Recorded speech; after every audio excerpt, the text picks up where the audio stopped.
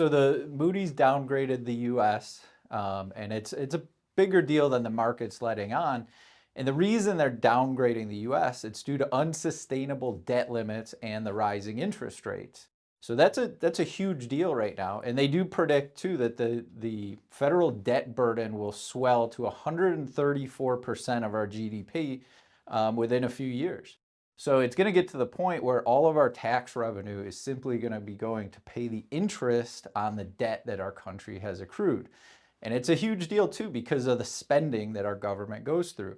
Now, I know he's been trying to pass this, he calls it the big beautiful bill with a lot of spending cuts in there, but that's hitting some roadblocks with the Republicans in Congress. So that might not have the effect that he wants it to have on curbing the spending of this country. So we're so far in debt and we're spending more and more as time goes on. It's not going to be good for our country or for our currency, Joe. The numbers are getting very big for sure. So the Moody's downgrade plays a big part with the banking system as far as, our biggest banks. And just even over the last year alone, the three biggest banks had almost $1 trillion in hidden losses. So the whole downgrade to the credit system obviously makes sense. You and I would get downgraded if we were handling our personal finances in such a manner.